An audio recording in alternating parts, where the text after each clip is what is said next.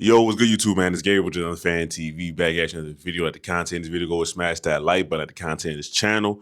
Go and subscribe, man. Look, so the Ravens take care of the Dolphins last night, 28-6, in a game that the Ravens they had control of for a lot of the game. I won't say they completely dominated start to finish, but it was a good victory. It's a victory that the Ravens very much so needed. They moved to 3-5 now on the season, and that kind of that win streak that we've been talking about for a while. The Ravens are now on a 2-game win streak, right? So they got to keep it going, but it's only one game at a time, so it's a good start, right? Now the Ravens get another little mini bye week. Lamar Jackson could get even better in terms of resting and things like that. They get ready to play the Minnesota Vikings. All right, so let's talk about this game right here. All right, now. I didn't really see any injuries. The only injuries I really saw was, Kyle Hamilton went down for a play. Like he just got landed on a little weirdly, and then he was back. Very next play, I think he made a tackle. Very next play, you know what I mean. So Kyle Hamilton, he's a dog. I didn't really see anything else besides that. Y'all let me know if I'm wrong in the comments. But okay, now as far as stand-up performers, right? There's a couple of guys I want to talk about.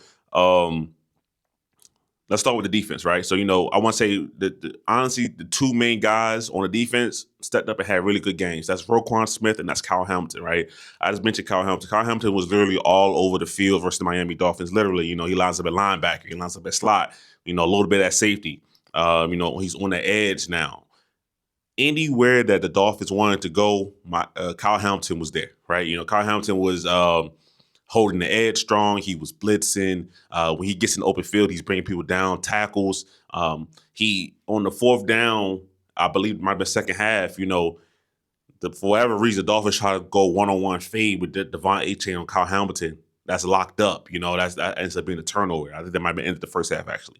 So shout out to Kyle Hamilton, right? He ends the game with 6 tackles, and 1 TFL. He blew up a run play right in the backfield. But his impact was felt way more than just 6 tackles. Six tackles is a great game for a safety, but his impact was felt way more than that. All right. And then Roquan Smith, man. Roquan Smith had 12 tackles, 9 solos, 1 pass deflection. His pass deflection was a dropped interception, actually. So he should have caught a pick as well. But Roquan, the drop pick is one thing, right? You want to see him make that play. But to me, the biggest thing for Roquan last night was the open field tackling was immaculate, right? There's 3 times where he brought down Devon Achane one-on-one in the open field, right? Swing route to the sideline, he got him down.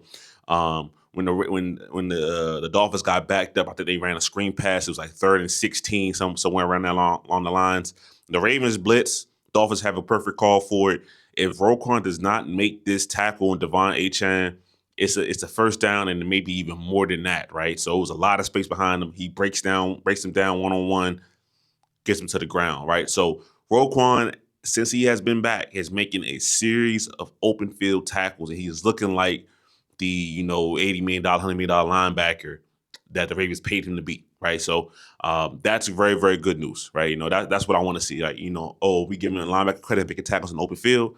Listen, when Roquan has had his struggles, yes, I want to talk about him. I want to give him his flowers, his credit for turning that kind of play around. Like, he looks good right now. So shout out to Roquan Smith.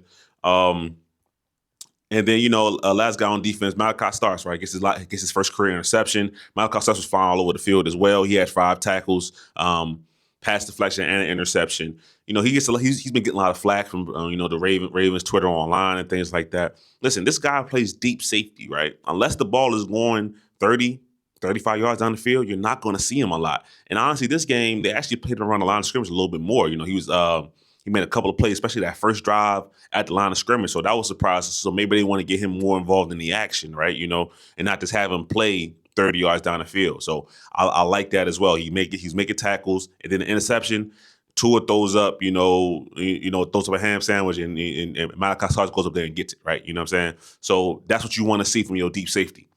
The quarterback's going to try you deep.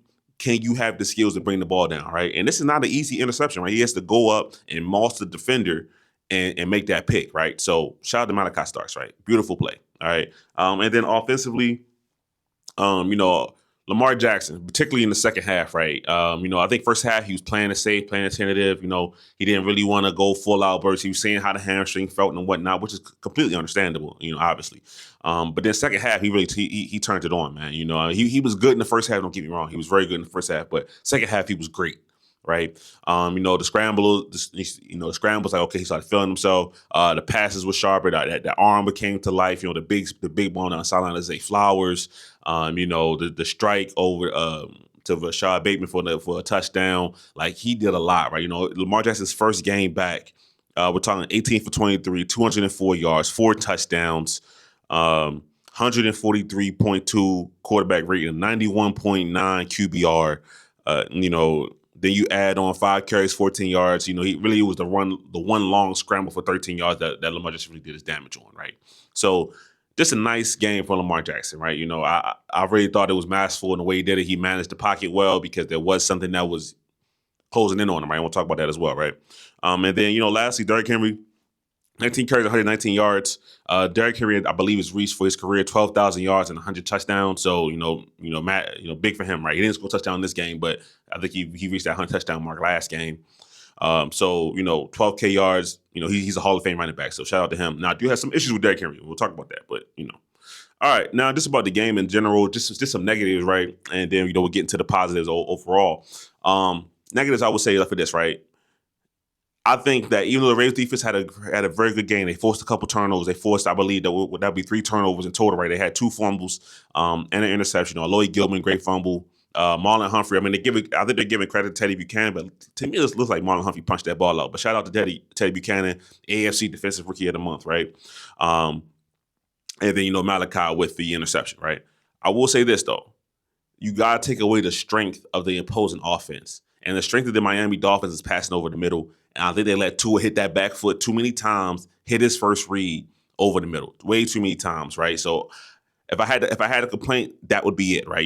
Tua on the day, he was 25 for 40, 261, 1 interception. But to me, Jalen Waddle, 6 catches, let me slow down. Jalen Waddle, 6 catches, 82 yards. And a lot of that work came over the middle of the field where we know Tua wants to hit that second level. So this is not really about Roquan being there, that's Roquan's area of the field. It's about more bodies should have been squeezed to the middle of the field because the scouting report is out on Tua. He wants to hit that back foot and throw a little skinny post over the middle of the field. That's what he wants to do.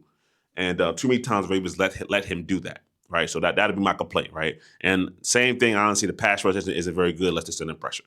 You know what I mean? Mike Green technically got a sack because Tua, for whatever reason, doesn't throw a Hail Mary at the end of the first half because he doesn't think he can throw the ball 50 yards, which is insane for an NFL quarterback. But he gets back there, he lollygags, and he falls down. Mike Green gets the sack. Anyway, so those two things to me is what really stood out. When you're playing a team on offense, try to take away their strength, and we know what the Dolphins' strength was, right? Tua throwing the ball over the middle of the field. And Devon H has a really good running back as well. But mainly, when we're talking about Tua throwing that ball over the middle of the field. All right. And then, the Dolphins ran the ball too easily. But that's been the story for the entire year, pretty much, that the teams can run the ball on the Ravens, right? So that's my kind of my gripes defensively. Offensively, I would say that, offensively, I think it was really just kind of, a little bit of rust for Lamar Jackson. I said, just getting in rhythm. Now, people are, doing a thing, well, look, Tom call some quick hitters. Tom Munga started this game off calling quick hitters, right? He did. Now, I think he went away from that, and to me, that's a complaint. Like, keep it going, right? This Ravens offensive line is not good, right? That's been widely evident, all right? So, those first down runs with Derrick Henry, maybe we turn those into first down and 10 passing plays where, we hook up with Zay or whoever it is, Bateman, and get those guys going, right? Make it instead of, second and 9, second and 8, because we're not getting no push, you can get a second and 5. And if you want to run the ball second and 5, more power to you, right? Do your thing, right? So that's where I kind of stand at with that right there. You gotta give him a quick passing game because this offensive line is not good. Your quick passing game has to be an extension of your running game. Right? This offensive line gets no push at all. All right. So with that, like I said, Lamar Jackson knocked off a little rust. First half, missed one pass short to Bateman. Besides that, everything was on the money. He looked like Lamar Jackson. So really no complaints for the offense. Now, I will say, as far as the passing offense. Now, I will say this for the rushing offense, right? Yes, the offensive line is weak. I said this repeatedly, time and time again. Derrick Henry makes me upset a little bit. Okay, I'm gonna be completely honest. He's a very big, powerful running back that to me doesn't use his body well enough, right? Now, one time in the first quarter, he put his shoulder down and ran somebody over, got down to the inch yard line, right? And then in the second quarter, when the Ravens go for a 3rd and 1, they run a little stretch play. Derrick Henry tries to get the bounce all the way to the outside. Listen, man, cut back, put your foot in the ground, and run somebody over. To me, he gets stopped too easily trying to outrun people, right? You're 6'4", 250 pounds. Like, to me, for a guy he's an all-time great running back, not taking that away from him, we know that. I wish sometimes he was a little bit more physical. I know that sounds crazy to say, but use that shoulder a little bit more, use that power a little bit more, right? I think he doesn't lean on that enough. That's just my opinion on it, right? Will it help the Ravens 100% in short yardage? No, because you need the offensive line to get pushed, right? That's the main thing the Ravens do not do. The offensive line does not get pushed. But Derrick Henry can also help his offensive line by instead of going, getting north and south, you know what I mean? Boom, hit something. You feel me? That's just my opinion, right? Too much east and west. All right. Now, that's kind of the extent of my, I guess, complaints from the game. Positives from the game, right? Now, I will say this, right? Zach Orr, since the Ravens have had this 3 safety kind of shift, right? He's called some good games, right? Tua in this offense, like I said, I think they gave them too much of what they like to do. But as far as getting the manufactured pressure on the quarterback, because the rush is not really getting there, they're doing a good job, right? They're mixing up their looks. The communication has been solid. I don't think there's really been a play where the Ravens felt like, I felt like watching, like, okay, they're about to blow a coverage because they don't know where they're going at, right? There was really only one play, and I don't think there was a blown coverage. I think Marlon Humphrey just got beat on a double move by Jalen Waddle. That was in the first quarter. So besides that, I'm really happy with how the defense looked. Now, I will say this: the defense still has its warts. I'm not sure if this is a Super Bowl caliber defense. I think the Ravens are 3-5, right? While we talking about Super Bowl, but still, I don't know if this is a championship level defense, right? I'm just going to be completely honest with you, because championship level defenses, they affect the quarterback with a 4-man rush, right? And I'm gonna talk about this. I talk about this every single week. The Ravens just don't do that, right? They don't affect the QB with a 4-man rush. They get pressures on you. They send Kyle Hamilton. They do blitzes. All these wonderful things, right? But until you can really affect the quarterback with a 4-man rush, it's hard for me to say that you could be anything but an above average defense at best, right? That to me, that's just the truth about it. All right. So for the defense, they did what they're supposed to do, right? The Dolphins got down a couple times, and the Ravens got lucky. Their kicker missed the field goal that early on in the game. But the Ravens right now are playing a kind of really bend but don't break style of defense, and they're having some success with it. Now there will be games where they're going to break, but it hasn't happened so far. Versus the Bears, they did that. Versus the Dolphins, they did that, right? Where they're getting out to the red zone and they're tightening it up, making the team settle for field goal.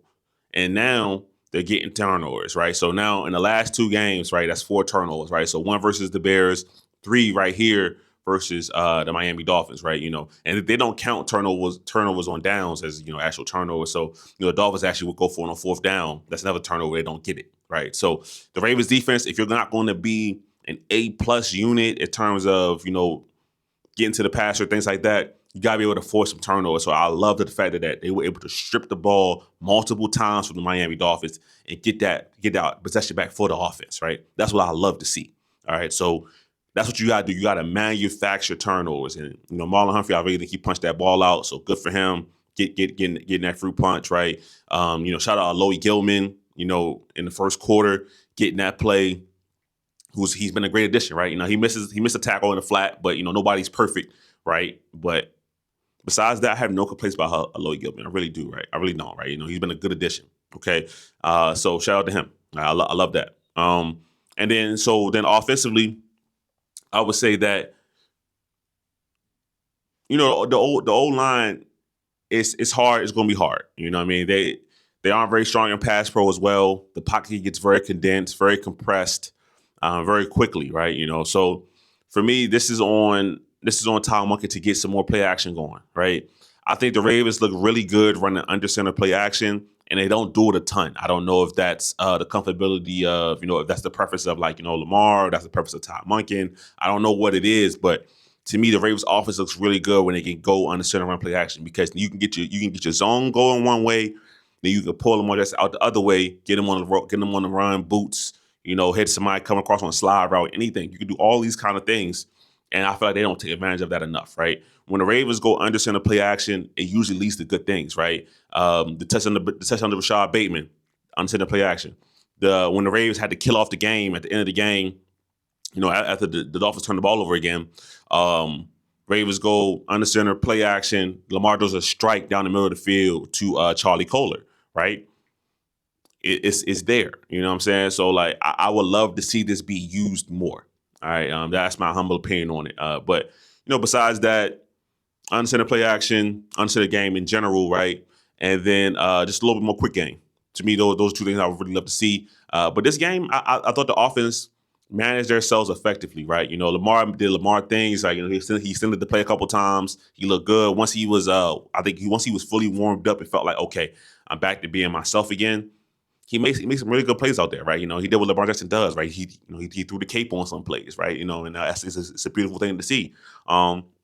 It's great to see Isaiah Likely get going. Isaiah Likely had, I think they said 5 catches on the year going into this game for like 26 yards. In this game, he ended up with 3 catches for 60 yards. Isaiah Likely had a good game, right? Mark Andrews catches 2 touchdowns off of 2 catches. Charlie Kohler has 2 catches and another touchdown for Charlie Kohler. Back-to-back weeks for the touchdown for Charlie. So this Ravens offense is now getting to their full form where they're getting the tight ends involved, right? That was something that was been missing, right? The Ravens, all offseason, we talked about having, Andrews and Likely and Kohler and, having these guys get involved in the offense. We haven't really seen that up to this point.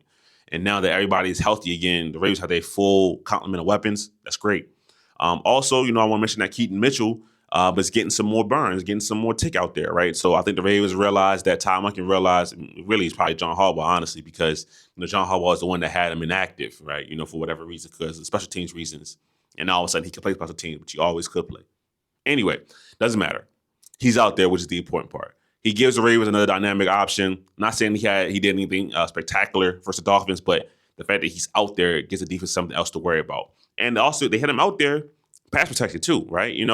And people worry about that. Oh, well, we can't have Justin off the field because of, pass protection reasons, things like that. Give Keaton a shot. See if he can do it, And I get it. You don't want to take a risk with Lamar Jackson. He misses a block. I get all of that. But you don't know until you know, right? And to me, Keaton Mitchell is an important player to this team to get explosive plays. He just is, right? So I want to see if he can do it. So yeah, that's really it. I think it's something else funny. Pat Ricard kind of had a little bit of a rough night, right? Pat Ricard kind of got blown off the ball multiple times, which you don't really see. So Pat Ricard is kind of in his preseason right now because you definitely don't see that from him, right? Getting blown off the ball. Like Bradley Chubb got him, then somebody else got him as well. So yeah, that was rough, right? But the offense was good, right? I think the offensive line is going to be both sides of the ball for the Ravens. The trenches is going to be their downfall. And, you can see it coming from a mile away, honestly. So, just like I said, I don't know if the Ravens have a championship defense. I'm not sure they have a championship offense. They have a championship skill players, but that offensive line is a part of your offense. So, if your offensive line is below average, I can't call you a full-on championship offense, right? Because that O-line, I feel like when we get to gotta have it kind of games, they're going to let the Ravens down, right? Too much getting pushed off the ball, even on zone plays, power plays at the goal line, it's no go. When people whine and complain about, force feed the ball to Derrick Henry 3 straight times on the goal line, please do that. It's like, yes, you want to do that, but do you have the personnel to do that? And that's always been an issue. The Ravens don't have the personnel to really do that. So listen, that's my thoughts on the game, right? Good performance, a performance that they needed to have. A performance that, gets the Ravens to 3-5 and sets them up to go on this run, right? Now it's on to the Minnesota Vikings, right? And, they got to do it again. So that's my thoughts on the game, guys. Obviously give me your thoughts in the comments, but it's Gary Root on Fan TV. I'm out.